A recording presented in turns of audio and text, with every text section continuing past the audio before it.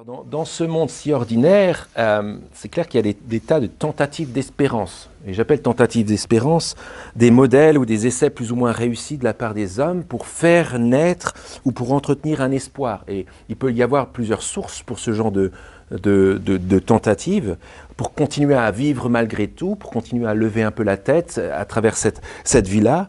Mais au milieu de toutes ces tentatives, il y a quelque chose d'autre qui n'est pas de l'ordre de la tentative, mais de l'ordre de la proposition de Dieu concernant la destinée humaine. Et c'est ce qu'on appelle l'espérance chrétienne.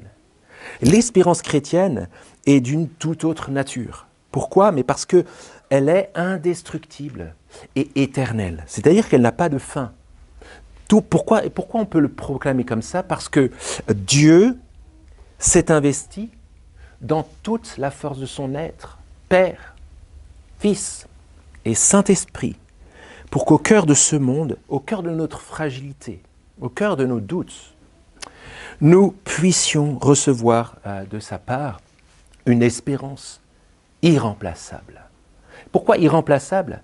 Tout simplement parce qu'on ne voudrait pas la remplacer par d'autres ersatz d'espérance qui ont l'air peut-être parfois mieux, mais qui offrent moins bien. Elle est irremplaçable, pourquoi ?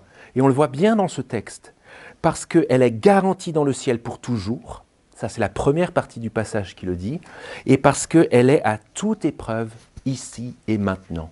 Elle ne va pas disparaître.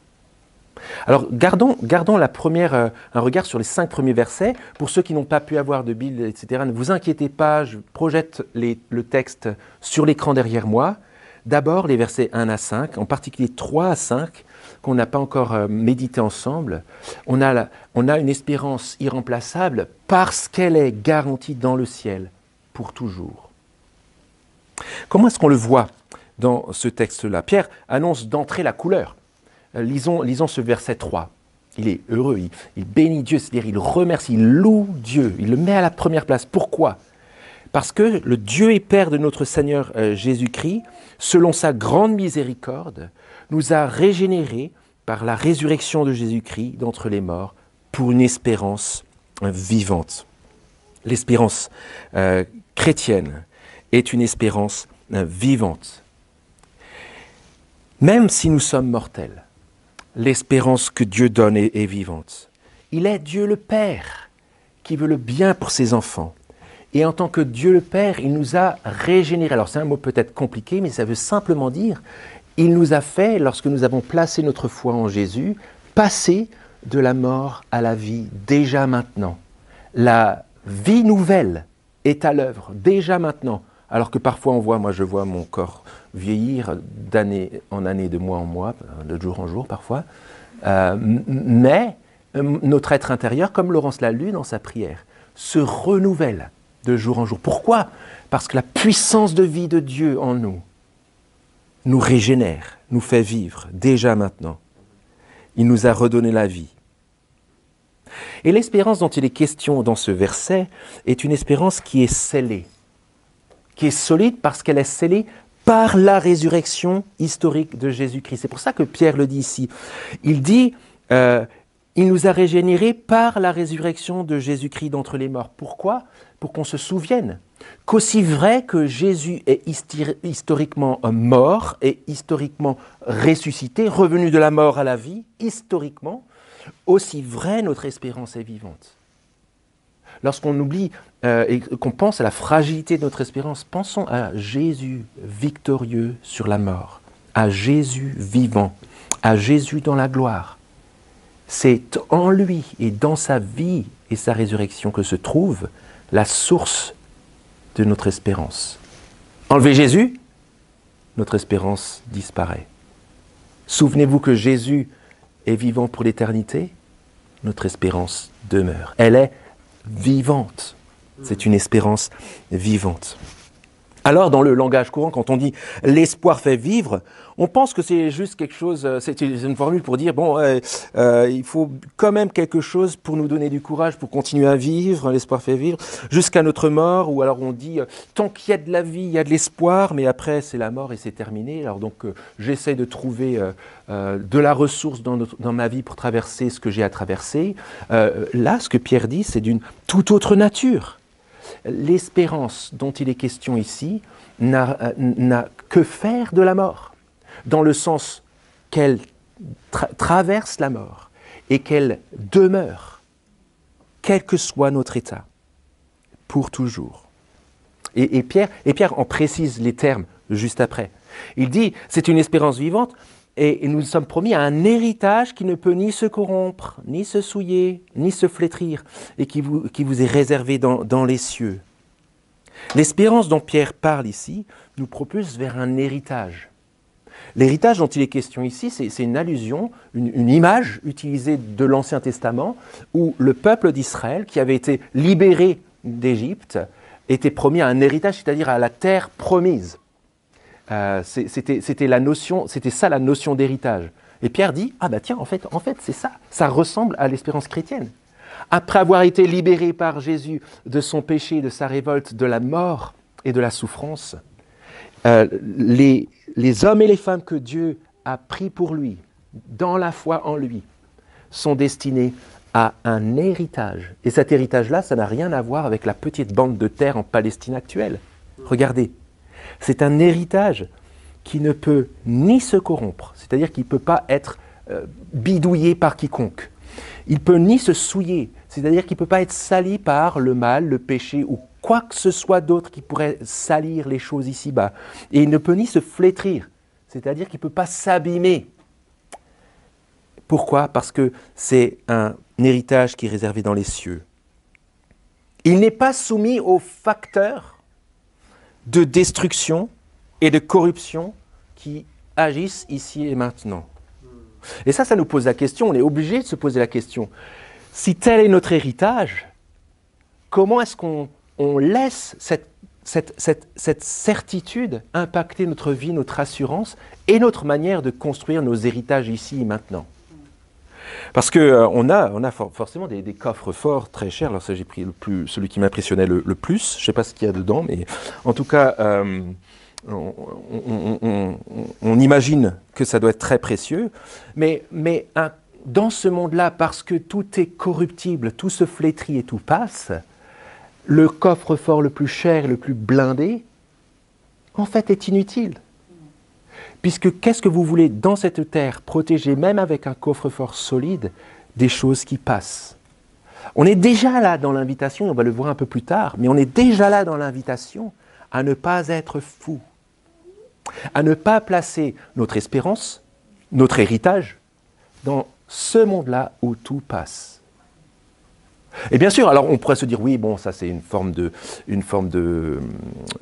parole, c'est un effet de langage, c'est pas exactement comme ça. Oui, bien sûr. Si, par exemple, les biens matériels nous tentent au point que nous mettions nos espoirs dedans, ou nos espoirs de repos, etc., c'est parce qu'ils durent quand même un petit peu, mais ils ne durent pas toujours. Vous voyez ces images ? Alors, de prime abord, à vues humaines, on pourrait se dire « Waouh, pété de thunes, quoi !» Il y a même les enfants qui jouent là. Et puis, à l'époque, c'était pas juste ils jouaient pas juste avec ça. Et c'était une période en Allemagne où ces briques-là étaient remplacées par des liasses de billets. Et j'ai vu la même image, à peu près, avec des briques comme ça qui se construisent, mais avec des liasses de billets. On se disait, oui, ils sont vraiment chers. Puis à côté, ils sont vraiment riches. Et puis à côté, on a ce monsieur-là où on se dit, pareil, tellement d'argent sur cette brouette, c'est énorme, quoi. Vraiment, il a. En fait, c'est une photo qui est prise à l'époque de la crise de 29, où ce monsieur-là, avec tout cet argent, il y a de fortes chances qu'il aille acheter un pain. Tout simplement parce que, alors dans l'Allemagne entre deux guerres et puis après la crise de 29 aux États-Unis, c'est une crise majeure qui a provoqué une hyperinflation et qui faisait que les billets ou l'argent ne valaient plus rien. Alors, on espère qu'on ne va pas vivre des choses comme ça ici et maintenant, mais c'est le genre de situation qui nous rappelle que on a beau dans ce monde-là avoir les plus gros coffres-forts et les plus chers dans les meilleures des banques, dans la meilleure des villes, dans le meilleur des pays. Je ne cite aucun pays, ça reste fragile. Ça reste fragile. On est invité à se rappeler qu'au contraire, l'espérance qui nous est donnée est rattaché à un héritage qui ne peut ni se corrompre, ni se souiller, ni se flétrir. Pourquoi? Parce qu'il nous est réservé dans les cieux. Alors on dit, y a le proverbe italien qui dit le costume du mort n'a pas de poche. Sous-entendu, ça sert à quoi d'accumuler tout ton espoir dans tes biens matériels si à la fin tu ne l'amèneras pas plus loin. Mais ces exemples qu'on vient de prendre et cette phrase de Pierre nous invitent à plus, nous invitent à prendre des décisions avant la mort et de voir comment les crises, et la crise peut-être qui se profile à l'horizon aujourd'hui à cause de la crise du coronavirus, c'est l'occasion pour nous de nous souvenir qu'on ne veut pas être fou, mais qu'on veut être sage et qu'on ne veut pas fonder notre espérance dans des choses qui passent. Alors toutes ces choses-là sont dans les cieux, mais nous on est sur la terre. Et on vient de le dire, tout est fragile. Ce n'est pas que nos biens matériels qui sont fragiles ou nos espérances qui sont fragiles. Nous-mêmes, on est fragiles. Et la question, c'est comment être sûr que, ici sur Terre, notre espérance va tenir si elle dépend de nos circonstances et de notre faiblesse. Mais en fait, Pierre fait bien attention à ce qu'on se dit, à ce qu'on comprenne comment cette espérance est solide. Elle est rattachée à un héritage qui ne peut ni se corrompre, ni se souiller, ni se flétrir. Il nous est réservé dans les cieux. Et il écrit à ceux qui sont gardés en la puissance de Dieu, par la foi, pour le salut prêt à être révélé. La raison pour laquelle nous pouvons avoir de l'assurance, la raison pour laquelle nous pouvons espérer sans désespérer, et voir notre espérance grandir dans la joie, c'est parce que nous sommes, à la suite des premiers lecteurs de Pierre, gardés dans la puissance de Dieu. Alors ce serait pour nous l'occasion peut-être d'imager ça. Je ne sais pas si on a le temps, c'est très avancé, mais je ne sais pas s'il y a... Est-ce qu'il y a des enfants qui sont là encore parmi nous? Ils sont sortis tous? Est-ce qu'il y a Aliénor ou Piper ou quelqu'un, non? Tu veux venir? Je vais faire un petit jeu. Ah super, elle vient, génial.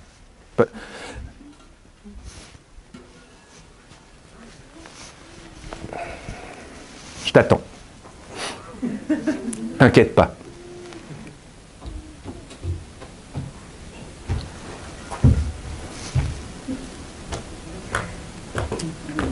Salut. On va faire quelque chose, tu vas me donner tes mains et tu vas tenir mes poignets.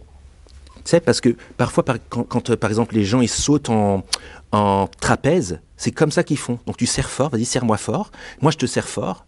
Et tu vois, si on tire, hop, ouais, ça marche. Et regarde, on va faire autre chose. Je vais te prendre, te lever, et je vais te demander quelque chose de très difficile. T'es prête? Je te lève et je te dis, lâche, lâche. Oh, qu'est-ce qui se passe? Est-ce que t'es tombé? Pourquoi t'es pas tombé? Parce que même si tu as lâché, moi j'ai tenu. Alors moi je ne suis pas très costaud, j'avais déjà un peu mal au dos quand j'ai fait ça. Merci beaucoup. Mais vous voyez l'idée. Vous êtes, dit Pierre, gardés en la puissance de Dieu. Ça veut dire que notre espérance est solide où même si nous lâchons et même si nous sommes dans des situations de désespoir où nous lâchons prise, nous ne tombons pas. Parce que Dieu lui-même nous tient dans sa main. Nous sommes gardés en la puissance de Dieu. C'est ce qui fait l'enthousiasme de Pierre où il dit dès le début « Béni soit le Dieu et Père de notre Seigneur Jésus-Christ qui nous a donné une espérance vivante. » Ça ne dépend pas de nos forces. Ouf. La foi et l'espérance, c'est certainement pas quelque chose de subjectif. Ça ne dépend certainement pas de notre capacité à croire. Oh, il a beaucoup la foi, il croit beaucoup. On va le voir. C'est par la foi que nous accrochons à Dieu parce que nous savons que Dieu lui-même est costaud. Et la foi, ce n'est pas une capacité à être soi-même costaud. Et ça nous conduit à tout ce développement précisément sur la foi.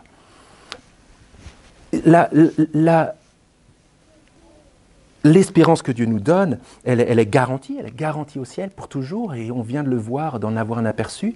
Mais ici et maintenant, elle est à toute épreuve. Et Pierre le dit, et il n'a pas trop peur de le dire. Et il le dit en affirmant des choses sur ses lecteurs. Ce n'est pas des impératifs. Allez, hop, tressaillez d'allégresse, verset 6. Mais c'est vous en tressaillez d'allégresse sur la base de cette espérance. Pourquoi ? Nous sommes, comme dit Pierre depuis le début, dans ce monde, rattachés à Dieu, donc étrangers dans la dispersion dans ce monde pour l'instant. Mais en même temps, nous sommes impliqués dans ce monde. Nous ne sommes pas à part de ce monde. Oui, et comme on le disait au début, quand j'ai essayé de camper un peu le décor pour toute la lettre, oui, nous sommes de la même nature que tout le monde. Nous construisons dans cette vie des relations, des projets, et bien sûr aussi, on traverse les mêmes épreuves de la vie. Mais la différence pour un chrétien dans cette vie-là, avec la perspective dont on vient de parler, c'est que l'épreuve de vie que nous traversons tous en tant qu'humains, tous, devient pour le chrétien une épreuve de foi, un test de la foi. Ce n'est pas juste une épreuve de vie, c'est une épreuve de foi. C'est là qu'on se pose des questions quand ça chauffe et quand c'est dur. Est-ce que je vais tenir ? Est-ce que Dieu est bon ? Pourquoi je dois traverser ça ? Pourquoi moi ? Je ne comprends pas les tenants et les aboutissants. Est-ce que tout ça c'est vrai ? Mais l'espérance que Dieu nous garantit est à ce point vivante, elle est à ce point pure, qu'elle a le pouvoir de remettre même nos épreuves dans la bonne perspective. Et c'est exactement ce que Pierre dit. Si je le dis, c'est parce que Pierre le dit au verset 6. Il dit de toute cette espérance, vous en tressaillez d'allégresse, quoique vous soyez maintenant pour un peu de temps, puisqu'il le faut, affligés par diverses épreuves. Que fait Pierre ici ? Il remet les diverses épreuves, ça veut dire variées dans tous les domaines. On ne pourrait pas dire « je souffre plus que toi » ou « j'ai une épreuve plus grande que toi ». Pierre dit « c'est divers » et ça peut toucher tous les niveaux. Mais il précise, à cause de cette espérance incroyable et gardée par Dieu, eh bien ces temps de souffrance sont maintenant, pour un peu de temps, et parce qu'il le faut. Il faut passer par là, comme les autres, mais c'est pour un temps déterminé. Mais il y a plus que ça, il n'y a pas juste la remise en perspective, regardez. Il y a aussi l'idée que la foi que Dieu dépose dans nos cœurs s'attache à une espérance tellement solide qu'elle tient le coup au feu de l'épreuve. Mais il y a plus encore. La foi que Dieu nous donne est capable de se renforcer dans l'épreuve. Elle se renforce dans l'épreuve. Mais plus encore, elle est bien plus précieuse que l'or et elle se purifie au feu de l'épreuve. Et Pierre le dit très clairement là, il le faut que vous soyez affligés par diverses épreuves. Pourquoi ? Pour que votre foi, éprouvée, bien plus précieuse que l'or périssable cependant éprouvé par le feu, se trouve être un sujet de louange, de gloire et d'honneur lors de la révélation de Jésus-Christ. Pourquoi Pierre dit cela ici ? Tout simplement parce que dans la situation d'épreuve, la foi dont il est question à cause de l'espérance solide est bonifiée. L'image qui prend... Alors, elle n'est pas terrible mon image. Pardon Hélène. Je vais me faire taper sur les doigts. Voilà, donc c'est un creuset. Et on chauffe très fort l'or. Dans quel but on chauffe très fort l'or ? Ce n'est pas juste pour modeler des bijoux, mais c'est aussi pour le purifier. Parce qu'il faut chauffer l'or de manière à ce que les scories, les impuretés, viennent à la surface et de manière à ce que l'orfèvre écope les impuretés, de manière à ce que quand ça refroidit, quand on fait des bijoux, ça donne des bijoux encore plus purs, avec un or encore plus pur, purifié de tous les dépôts, les scories qu'il y avait. Mais pour que cet or soit pur et précieux, pour que les bijoux soient d'autant plus précieux, je ne sais pas combien de carats, je suis nul pour ça, mais précieux, il faut chauffer l'or. Et si l'or n'est pas chauffé au creuset, l'or n'est pas purifié. Et c'est exactement ce que Paul dit là. Il le faut, pourquoi ? Pour que votre foi se trouve être un sujet de louange, de foi, de gloire et d'honneur. Ce qui se passe lorsque ça chauffe dans notre vie, c'est que toute épreuve occasionne une perte. Quelque chose qu'on perd. On perd la santé, on perd des ressources, on perd des repères du travail, on perd des biens, on perd quelqu'un, on perd confiance, on perd la joie, on perd nos convictions. Mais lorsque ça chauffe comme cela et que quelque chose, des pans entiers de notre vie s'écroule, Dieu nous pose une question. Il fait deux choses. D'abord, il nous aide à voir la fragilité des choses qui pourraient potentiellement être des sources d'espérance pour nous. Mais tu vois, tu as espéré dans ton travail, mais ce n'est pas ça ta source d'espérance. Ça ne peut pas être ça. Dieu nous montre la fragilité de nos fausses espérances. Et la deuxième chose qu'il fait, c'est qu'il nous pose une question. Malgré ce qui s'enlève de ta vie, est-ce que tu crois toujours ce qui demeure? Est-ce que tu vois ce qui demeure? Est-ce que tu sais que malgré le fait que des pans entiers s'enlèvent de ta vie, pour un temps ou pour longtemps, est-ce que tu arrives à voir quand ça chauffe que ton héritage n'est pas détruit? Que malgré la mort, ton espérance est vivante? Ta tristesse, ton affliction du moment ne peut pas et n'aura pas le dernier mot. Est-ce que tu crois cela? Est-ce que tu vois que par ma puissance, je soutiens ta foi? Que cette situation douloureuse n'est pas la dernière que tu vas traverser, parce qu'au-delà, il n'y aura plus de souffrance. Est-ce que tu le crois? Et pour le croire, et pour continuer à le croire, sans autre béquille, il faut que ça chauffe. Mais on a cette promesse. C'est que quand bien même, on pourrait se dire, quand ça chauffe, comment il va garder la foi? Comment je garderais la foi si jamais ça chauffait dans l'épreuve? En fait, Pierre dit le contraire exact. Il dit tout simplement que lorsque nous traversons des épreuves, si la foi disparaît, c'est que la foi n'était pas là. Si la foi ne passe pas au creuset, c'est qu'il n'y avait pas la foi. Parce que la vraie foi que Dieu garantit, rattachée à l'espérance indestructible et garantie dans le ciel, reste dans l'épreuve, et plus encore, se purifie et se consolide dans l'épreuve. Telle est notre promesse. Je ne peux pas m'empêcher de prendre l'exemple de mon ami Paul Harrison, ici. Lorsque au décès de notre ami Édouard, qui était proche de moi, lorsqu'on s'est appelé pour la première fois, je me rappelle exactement où on était, mi-août, et la première chose qu'on a fait, c'est qu'on a juste pleuré sans pouvoir s'arrêter. On ne savait pas quoi dire. Et à chaque fois que quelqu'un de nous deux essaye de redire quelque chose, ça recommençait. Et c'était une tristesse irrépressible. Et au milieu des larmes, alors qu'il n'y avait plus pas la possibilité de juste d'en aligner deux, Paul a prié. Et voilà en substance, j'oublierai jamais ça. Et voilà en substance qu'il a dit.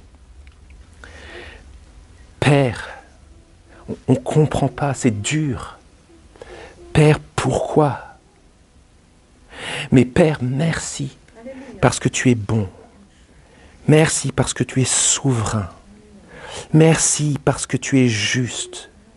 Merci parce que tu es puissant. Merci parce que tu reviens.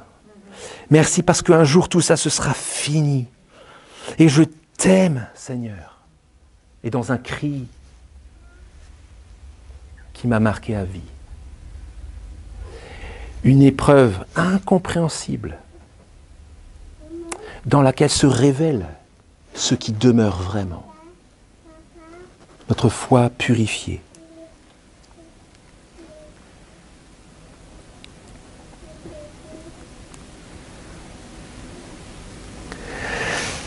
Notre foi est purifiée et Pierre montre pourquoi elle grandit. Parce que dans ces situations-là, elle est encore mieux centrée sur celui qui fait l'objet de la foi. Si la foi repose sur nos forces, elle va disparaître. Si la foi dépend des circonstances, pchit.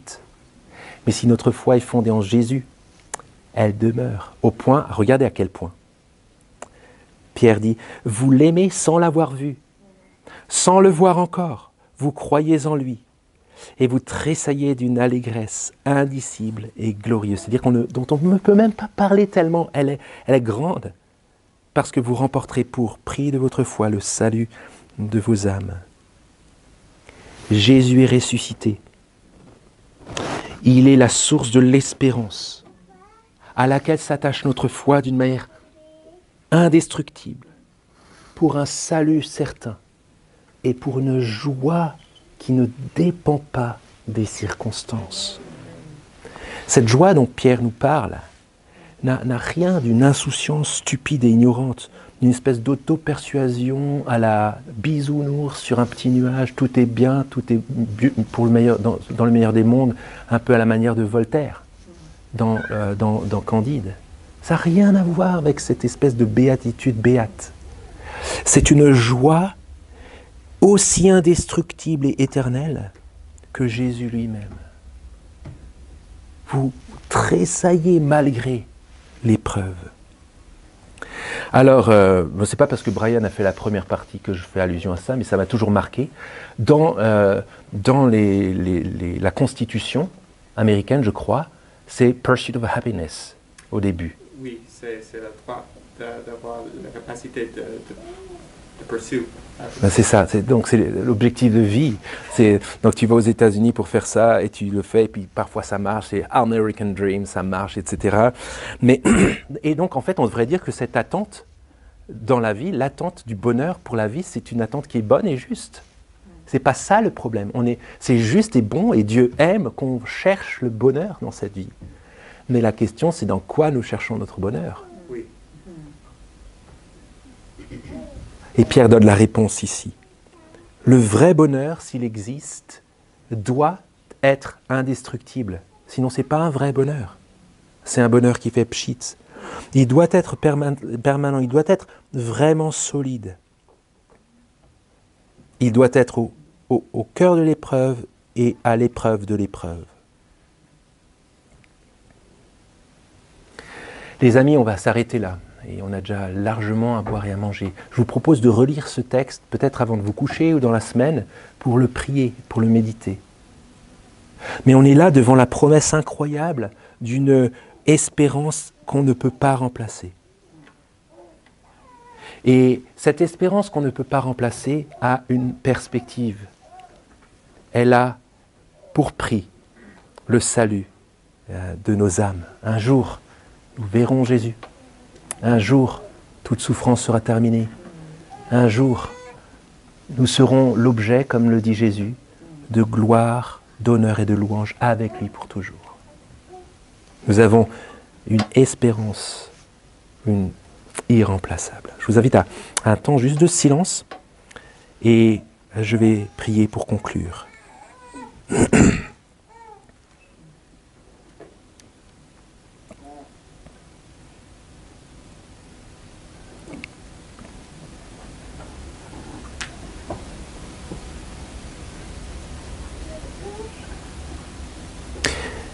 Béni soit le Dieu et Père de notre Seigneur Jésus-Christ, qui selon sa grande miséricorde nous a régénérés par la résurrection de Jésus-Christ d'entre les morts pour une espérance vivante.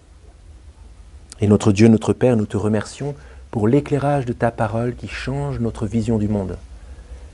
Qui pourrait, à vue humaine, voir et comprendre ce qui se passe au cœur même de l'épreuve, par exemple? Et nous te remercions parce que ton espérance est indestructible, c'est toi qui la gardes dans ton coffre-fort divin pour toujours. Rien ne peut l'atteindre, quand bien même tout peut nous atteindre ici et maintenant. Mais ensemble, nous voulons te dire que nous voulons apprendre à ne pas avoir peur de tout ce qui peut nous atteindre ici et maintenant, sachant que tu as le pouvoir d'utiliser nos épreuves pour que notre foi grandisse, se purifie, se recale sur toi. Nous voulons te demander pardon pour toutes les fausses espérances que nous fondons en nous-mêmes, dans nos capacités à tenir, dans les fausses sources d'espoir de ce monde. Merci parce que là aussi tu nous recales et nous te remercions de nous donner les bonnes choses de ce monde, mais nous te demandons vraiment que tu nous aides à refuser catégoriquement d'y mettre notre espérance.